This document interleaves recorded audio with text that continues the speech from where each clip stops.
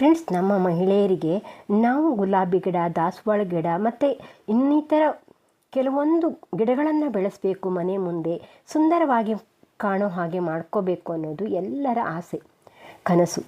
ಆದರೆ ಎಲ್ಲರ ಮನೆಗಳಲ್ಲೂ ಹೂ ಬಿಡಲ್ಲ. ಅದಕ್ಕೆ ಫರ್ಟಿಲೈಸರನ್ನು ಹಾಕೋಕ್ಕೆ ನಮಗೆ ಟೈಮ್ ಇರಲ್ಲ, ಮತ್ತು ಯಾವ ಫರ್ಟಿಲೈಸರನ್ನು ಹೇಗೆ ಹಾಕಬೇಕು, ಯಾವಾಗ ಹಾಕಬೇಕು ಅನ್ನೋದು ಕೂಡ ಅವರಿಗೆ ಗೊತ್ತಿರಲ್ಲ.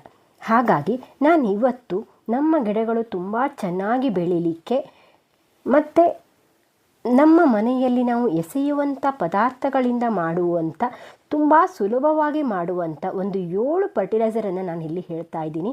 ಈ 7 ಫರ್ಟಿಲೈಸರನ್ನು ನೀವು ಹಾಕೋದ್ರಿಂದ ನಮ್ಮ ಗಿಡಗಳ ಸರ್ವತೋಮುಖ ಬೆಳವಣಿಗೆ ಸಾಧ್ಯ ಆಗತ್ತೆ.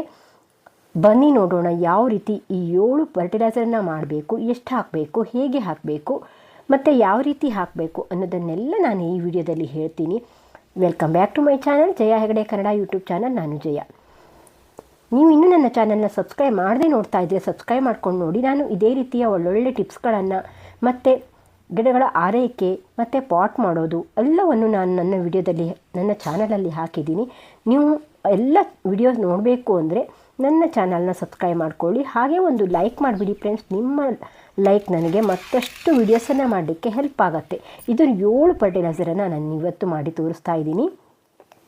ನೋಡ್ಬೋದು, ಎಲ್ಲರ ಮನೆಗಳಲ್ಲಿ ನಾವು ಟೀ ಮಾಡಿ ಆ ಟೀ ಪೌಡರನ್ನು ಎಸೆದು ಬಿಡ್ತೀವಿ.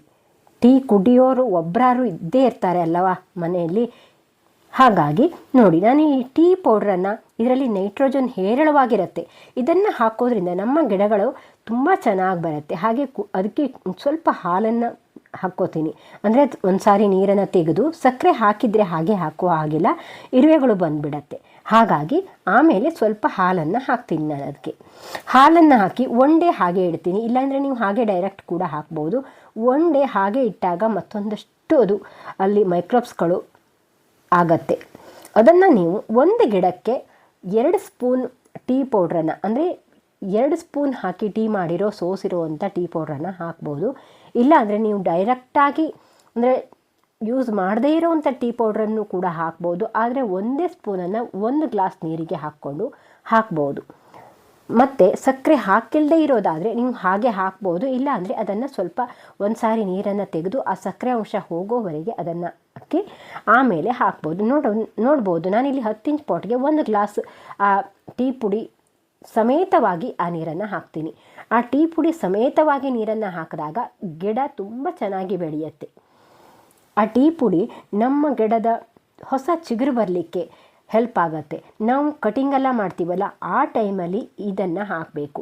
ಹೊಸ ಚಿಗುರು ಬರಬೇಕು ಅಂದರೆ ನೈಟ್ರೋಜನ್ ಹೆಚ್ಚಾಗಿ ಬೇಕಾಗತ್ತೆ ಗಿಡಗಳಿಗೆ, ಮತ್ತು ಹಸಿರಾಗಿರಲಿಕ್ಕೆ ಕೂಡ ನೈಟ್ರೋಜನ್ ಬೇಕಾಗತ್ತೆ.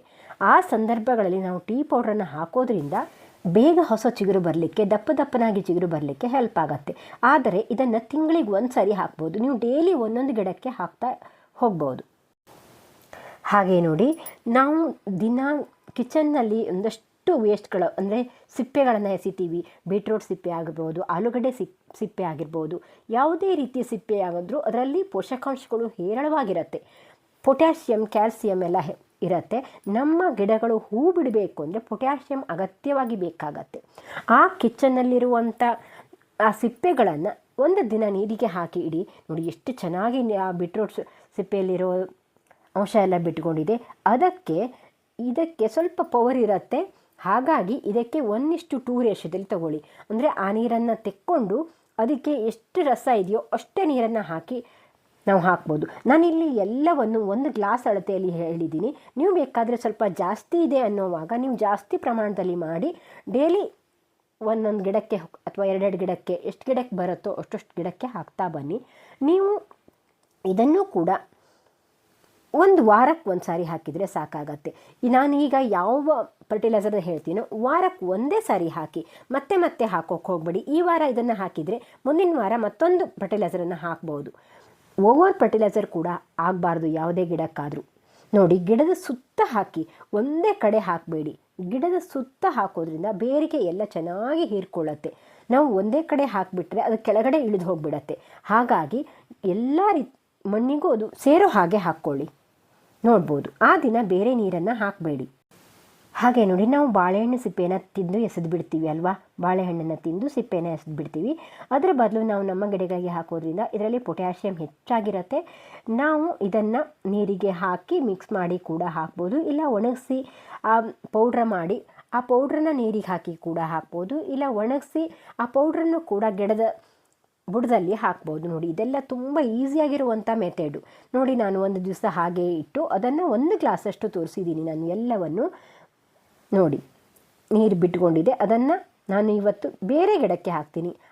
ಎಲ್ಲವನ್ನು ಒಂದೇ ದಿನ ಮಾಡಿದ್ದೀನಿ, ಆದರೂ ಕೂಡ ನಾನು ಬೇರೆ ಬೇರೆ ಗಿಡಕ್ಕೆ ಹಾಕಿದ್ದೀನಿ. ನೀವು ನೋಡ್ಬೋದು, ಇಲ್ಲಿ ನಾನು ಒಂದೇ ಗಿಡಕ್ಕೆ ಎಲ್ಲವನ್ನೂ ಹಾಕಿಲ್ಲ, ಒಂದೊಂದು ಗಿಡಕ್ಕೆ ಒಂದೊಂದನ್ನು ಹಾಕಿದ್ದೀನಿ. ನೀವು ಒಂದೊಂದು ವಾರ ಒಂದೊಂದನ್ನು ಹಾಕಿ ನೋಡ್ಬೋದು. ಆ ನೀರನ್ನು ತೆಕ್ಕೊಂಡು ಅದಕ್ಕೆ ಅಷ್ಟೇ ನೀರನ್ನು ಸೇರಿಸ್ಕೊಂಡು ಹಾಕ್ತೀನಿ. ಇವೆಲ್ಲವನ್ನು ನಾವು ಸ್ವಲ್ಪ ಡೈಲ್ಯೂಟ್ ಮಾಡಿ ಹಾಕ್ಬೋದು. ಅದೇ ಪ್ರಮಾಣದಲ್ಲಿ ಹಾಕೋದ್ರಿಂದ ಸ್ವಲ್ಪ ಗಿಡಗಳಿಗೆ ಹೆವಿ ಆಗಿಬಿಡತ್ತೆ.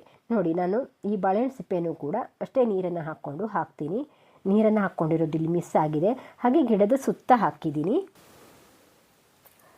ಹಾಗೆ ಇದನ್ನು ನೀವು ಕಿಚನ್ ವೇಸ್ಟಿಗೂ ಕೂಡ ಹಾಕ್ಕೋಬೋದು, ಇಲ್ಲಾಂದರೆ ನೀವು ಇದಕ್ಕೆ ನೀರನ್ನು ಹಾಕ್ಕೊಂಡು ಮತ್ತೆ 1 ದಿವಸ 2 ದಿವಸ ಬಿಟ್ಟು ಮತ್ತೆ ಗಿಡಗಳಿಗೆ ಹಾಕ್ಕೋಬೋದು. ನೀವು ಎಲ್ಲವನ್ನು ಆಮೇಲೆ ಕಿಚನ್ ವೇಸ್ಟಿಗೆ ಹಾಕ್ಕೋಬೋದು. ನೋಡ್ಬೋದು, ಈರುಳ್ಳಿ ಸಿಪ್ಪೆ ಅಂತೂ ತುಂಬ ಇರುತ್ತೆ. ಇದರಲ್ಲಿ ಮೆಗ್ನೀಷಿಯಮ್, ಪೊಟ್ಯಾಷಿಯಮ್ ಎಲ್ಲ ಇರುತ್ತೆ. ಮೆಗ್ನೀಷಿಯಮ್ ನಮ್ಮ ಗಿಡಗಳಿಗೆ ಫೋಟೋಸಿಂಥಸಿಸ್ ಕ್ರಿಯೆ ಹೆಚ್ಚಾಗಲಿಕ್ಕೆ ಹೆಲ್ಪ್ ಆಗುತ್ತೆ. ಅಂದರೆ ಗಿಡಗಳು ಆಹಾರವನ್ನು ತಯಾರಿಸಲಿಕ್ಕೆ ಅವಕ್ಕೆ ಮೆಗ್ನೀಷಿಯಮ್ ಬೇಕಾಗತ್ತೆ. ಹಾಗಾಗಿ ಮೆಗ್ನೀಷಿಯಮ್ ಕೂಡ ನಮ್ಮ ಗಿಡಗಳಿಗೆ ಅಗತ್ಯವಾದ ಪೋಷಕಾಂಶಗಳಲ್ಲಿ ಒಂದು.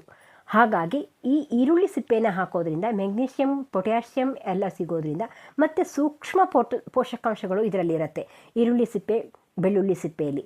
ಹಾಗಾಗಿ ಇದನ್ನು ನೀವು ಹಾಕೋದ್ರಿಂದ ನಮ್ಮ ಗಿಡಗಳ ಬೆಳವಣಿಗೆ ತುಂಬ ಚೆನ್ನಾಗಿ ಬರುತ್ತೆ. ಹಾಗೆ ನೋಡಿ, ಇದನ್ನು ನಾನು 1 ದಿವಸ ಇಟ್ಟು ಅದನ್ನು ಕೂಡ ಅಷ್ಟೇ ನೀರನ್ನು ಹಾಕ್ತೀನಿ. ಅಂದರೆ 1:2 ರೇಷೋದಲ್ಲಿ ಹಾಕ್ತೀನಿ. ಎಲ್ಲವನ್ನು ನೀವು ತಿಂಗಳಿಗೆ 1 ಸಾರಿ ಹಾಕಿದರೆ ಸಾಕು. ತುಂಬ ಈಸಿಯಾಗಿ ಮಾಡುವಂಥ ಫರ್ಟಿಲೈಸರನ್ನು ನಾನು ಇಲ್ಲಿ ಹೇಳಿದ್ದೀನಿ.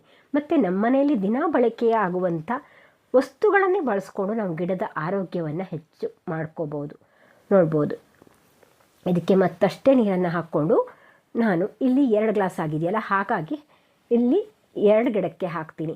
ನಾವು 1 ಗ್ಲಾಸ್ ನೀರನ್ನು 1 ಗಿಡಕ್ಕೆ ಹಾಕಿದರೆ ಸಾಕಾಗತ್ತೆ, ಇಲ್ಲ 1.5 ಗ್ಲಾಸ್ ನೀರನ್ನು 1 ಗಿಡಕ್ಕೆ ಹಾಕಿದರೆ ಸಾಕಾಗತ್ತೆ. ಇದು ಹಾಗೆ ನೋಡಿ, ನಾನು ಬೆಣ್ಣೆ ತೆಗೆದಿರುವಂಥ ಮಜ್ಜಿಗೆನ ತೊಗೊಂಡಿದ್ದೀನಿ 1 ಗ್ಲಾಸಷ್ಟು. 1 ಗ್ಲಾಸ್ ಮಜ್ಜಿಗೆನ ತೊಗೊಂಡು ಅದಕ್ಕೆ 1 ಚಿಟಿಕೆ ಇಂಗನ್ನು ಹಾಕ್ತೀನಿ. ನಾವು ಅಡಿಗೆಗೆ ಬಳಸುವಂಥ ಇಂಗು. ಇದು ನೋಡಿ, ಇದು ಫರ್ಟಿಲೈಸರ್ ಕೂಡ ಹೌದು ಮತ್ತು ಪೆಸ್ಟಿಸೈಡ್ ಕೂಡ ಹೌದು.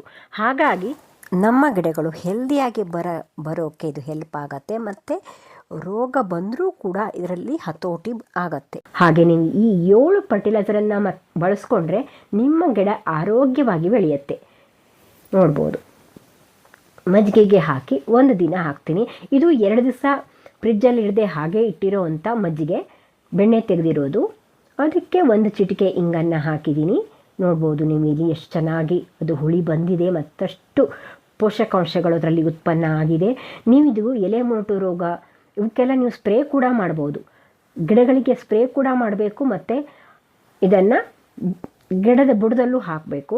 ಆದರೆ ಇದನ್ನು ಡೈಲ್ಯೂಟ್ ಮಾಡಿ ಹಾಕಬೇಕು. ಯಾಕಂದರೆ ಇದು ಸ್ವಲ್ಪ ಪೆಸ್ಟಿಸೈಡ್ ಗುಣ ಇರೋದ್ರಿಂದ ನಮ್ಮ ಗಿಡಗಳು ಹಾಳಾಗೋ ಸಾಧ್ಯತೆ ಇರುತ್ತೆ. ಹಾಗಾಗಿ ನೋಡ್ಬೋದು ನೀವು 1 ಲೀಟ್ರ್ ನೀರನ್ನು ತೊಗೊಂಡಿದ್ದೀನಿ. 1:10 ರೇಷದಲ್ಲಿ ಮಾಡಬೇಕಾಗತ್ತೆ. ಇದನ್ನು 1 ಗ್ಲಾಸ್ ಮಜ್ಜಿಗೆ ಇದ್ದರೆ ಅದನ್ನು 10 ಗ್ಲಾಸ್ ನೀರನ್ನು ಹಾಕಿ ಮಿಕ್ಸ್ ಮಾಡಿ ನೋಡಿ. ಇದನ್ನು ಸ್ಪ್ರೇ ಕೂಡ ಮಾಡ್ಬೋದು, ಗಿಡಗಳಿಗೆ ಹಾಕ್ಬೋದು. 1 ಗ್ಲಾಸ್ ಅಷ್ಟನ್ನು ಗಿಡದ ಬುಡದಲ್ಲಿ ಹಾಕಿ ನೀವು ಮಣ್ಣನ್ನು ಸ್ವಲ್ಪ ಲೂಸ್ ಮಾಡಿಕೊಂಡು ಹಾಕೋದ್ರಿಂದ ಗಿಡ ಚೆನ್ನಾಗಿ ಹೀರ್ಕೊಳ್ಳುತ್ತೆ.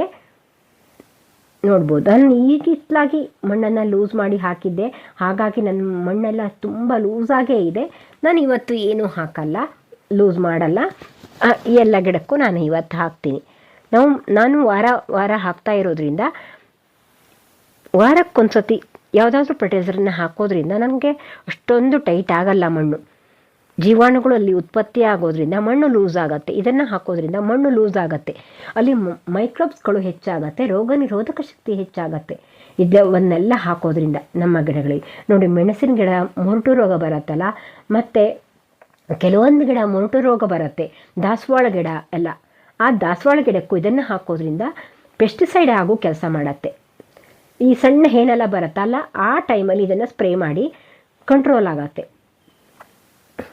ಹಾಗೆ ನೋಡಿ ಕಿತ್ತಲೆ ಸಿಪ್ಪೆ, ಇದರಲ್ಲಿ ಒಂದು ರೀತಿ ಸೊನೆ ಇರುತ್ತಲ್ಲ, ಆ ಸೊನೆ ನಮ್ಮ ಗಿಡಗಳಿಗೆ ಕೀಟನಾಶಕ ಆಗಿ ಕೆಲಸ ಮಾಡುತ್ತೆ. ಮತ್ತು ಇದು ತುಂಬ ಸ್ಮೆಲ್ ಚೆನ್ನಾಗಿರುತ್ತೆ. ಇದನ್ನು ಹಾಕೋದ್ರಿಂದ ನಮ್ಮ ಗಿಡಗಳಿಗೆ ಯಾವುದೇ ರೀತಿಯ ರೋಗನೂ ಬರಲ್ಲ ಮತ್ತು ಇರುವೆಗಳು ಬರಲ್ಲ. ಒಳ್ಳೆಯ ಪೆಸ್ಟಿಸೈಡ್ ಕೂಡ ಹೌದು, ಫರ್ಟಿಲೈಸರ್ ಕೂಡ ಹೌದು. ಇದು ಪೊಟ್ಯಾಷಿಯಮ್ ಹೆಚ್ಚಾಗಿರುತ್ತೆ ಇದರಲ್ಲಿ. ಹಾಗಾಗಿ ನಮ್ಮ ಗಿಡಗಳು ಹೂ ಬಿಡಲಿಕ್ಕೆ, ಮೊಗ್ಗು ಬರಲಿಕ್ಕೆ, ಮೊಗ್ಗು ಉದುರದೇ ಇರೋದಕ್ಕೆ ಇದನ್ನು ಹಾಕ್ಬೋದು. ಸ್ಪ್ರೇ ಕೂಡ ಮಾಡಬೇಕು ಇದನ್ನು. ಮತ್ತು ಇದನ್ನು ನಾವು ಮಣ್ಣಿಗೂ ಕೂಡ ಹಾಕ್ಬೋದು. ಹಾಗೆ ನೋಡಿ ಇದನ್ನು ಒಂದು ಗ್ಲಾಸ್ಗೆ ಒಂದು ಮುಷ್ಟಿ ಆಗುವಷ್ಟು ಹಾಕಿ ಅದನ್ನು ಕೂಡ ನಾನು ಒಂದು ದಿವಸ ಹಾಗೆ ಬಿಡ್ತೀನಿ. ನೀವು ಇದನ್ನು ಎಷ್ಟು ದಿವಸ ಬೇಕಾದರೂ ಹಾಗೆ ಇಟ್ಟು ಹಾಕ್ಬೋದು, ಕೆಟ್ಟ ಸ್ಮೆಲ್ ಕೂಡ ಬರಲ್ಲ. ಮತ್ತೆ ಅದಕ್ಕೆ ನೀರನ್ನು ಹಾಕಿ ಮತ್ತೆ ಹಾಕ್ತಾ ಇರ್ಬೋದು. ಇರುವೆಗಳು ಬಂದಾಗ ಈ ಕಿತ್ತಲೆ ಸಿಪ್ಪೆ ನೀರನ್ನು ಹಾಕಿ ಇರುವೆಗಳು ಹೋಗುತ್ತೆ. ನೋಡಿ ಇದಕ್ಕೂ ಕೂಡ ನಾನು ನೋಡಿ ಎಷ್ಟು ಆ ರಸವನ್ನು ತೆಕ್ಕೊಂಡು, ನೀರನ್ನು ತೆಕ್ಕೊಂಡು, ಎಷ್ಟು ರಸ ಇದೆಯೋ, ಎಷ್ಟು ನೀರಿದೆಯೋ ಅಷ್ಟೇ ನೀರನ್ನು ಹಾಕ್ತೀನಿ. ನೋಡಿ ಎಷ್ಟು ಚೆನ್ನಾಗಿ ಕಲರ್ ಬಂದಿದೆ, ಸ್ಮೆಲ್ ಕೂಡ ತುಂಬ ಚೆನ್ನಾಗಿದೆ. ಇದು ನೋಡ್ಬೋದು.